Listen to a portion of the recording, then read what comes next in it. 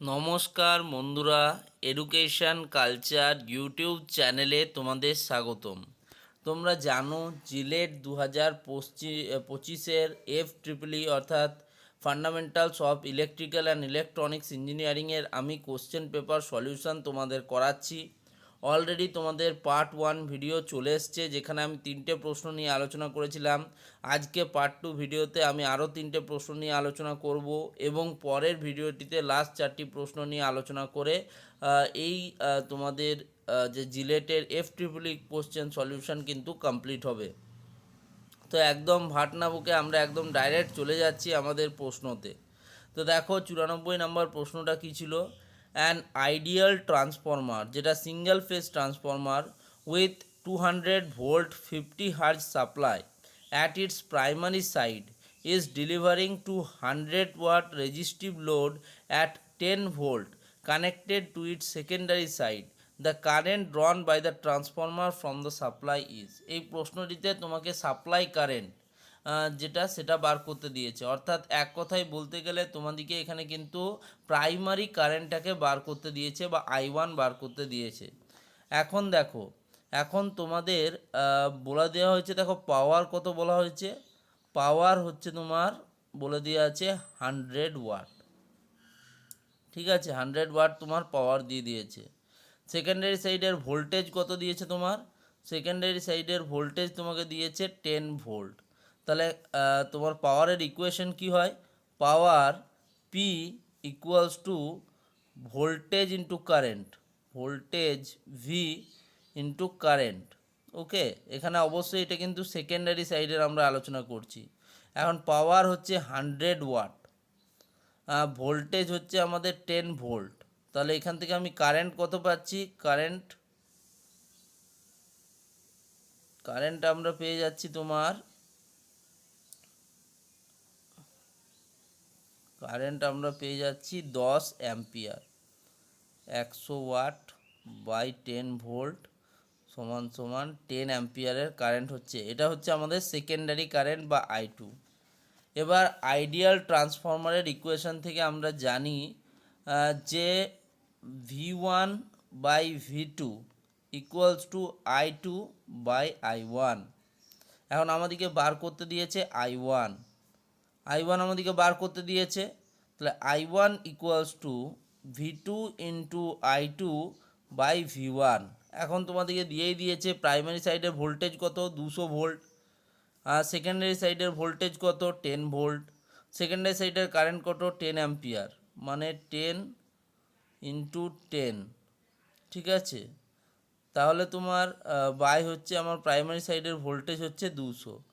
ঠিক আছে, অতএব 0 0 কেটে গেল, 0 0 কেটে গেল, অর্থাৎ 1/2 অ্যাম্পিয়ার। তাহলে 1/2 মানে আমি এটাকে বলি 0.5 অ্যাম্পিয়ার কিন্তু হচ্ছে আমার প্রাইমারি কারেন্ট। অপশান কত রয়েছে? অপশান বি হয়েছে এর আনসার। তোমাদেরকে আরেকবার বুঝিয়ে দিচ্ছি, power equals to voltage into current আমরা জানি। তাহলে 100 ওয়াট এর যে আমার পাওয়ার রয়েছে সেকেন্ডারি সাইডে এবং ভোল্টেজ রয়েছে 10 ভোল্ট, তাহলে এখান থেকে আমি কারেন্ট পেয়ে গেলাম 10 অ্যাম্পিয়ার। এবার সেকেন্ডারি কারেন্ট আমি পেয়ে গেছি, আমাকে প্রাইমারি কারেন্ট বলতে দিয়েছে the current drawn by the transformer from the supply. তাহলে আমরা জানি কারেন্টের ইকুয়েশন ট্রান্সফরমারের V1 by V2 equals to I2 by I1। এখানে মানগুলো পুট করলাম, I1 এর ভ্যালু বার করে দিলাম। খুব সোজা প্রশ্ন। নেক্সট দেখো, নেক্সট প্রশ্ন 95 নম্বর প্রশ্ন কি বলছে?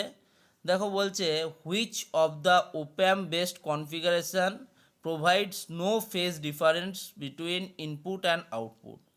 দেখো ইনভার্টিং অ্যাম্প্লিফায়ারের ক্ষেত্রে আমরা জানি, ইনভার্টিং অ্যাম্প্লিফায়ারের ক্ষেত্রে 180 ডিগ্রি কিন্তু ফেজ শিফট আমরা দেখতে পাই।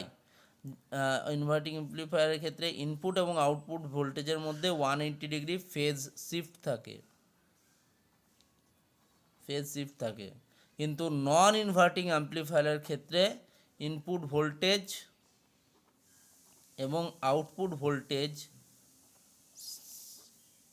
সেম ফেজে থাকে কোন নন ইনভার্টিং অ্যাম্প্লিফায়ারের ক্ষেত্রে।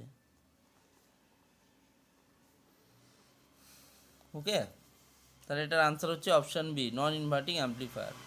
Next, which statement is valid for CMOS technology?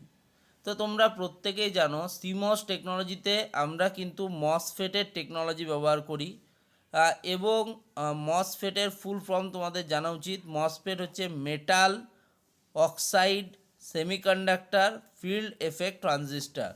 তো আমরা এই যে সিমস টেকনোলজি ইউজ করি, যেটা কিন্তু আমাদের হাই এফিসিয়েন্ট এবং efficient and low power consuming device, low power consume করে।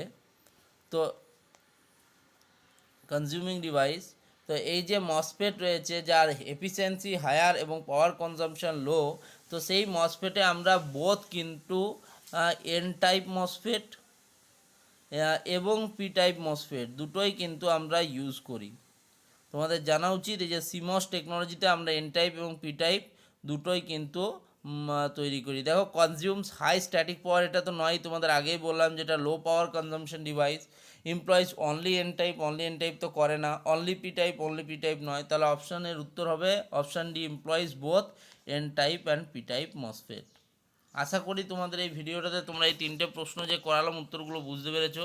তাই আমি ছোট ছোট ধাপে করাচ্ছি যাতে কিন্তু তোমরা প্রত্যেকটা প্রশ্ন সলিউশন করতে পারো, নিজের থেকে করতে পারো। তো এই ভিডিওটা এখানেই শেষ করছি, ধন্যবাদ।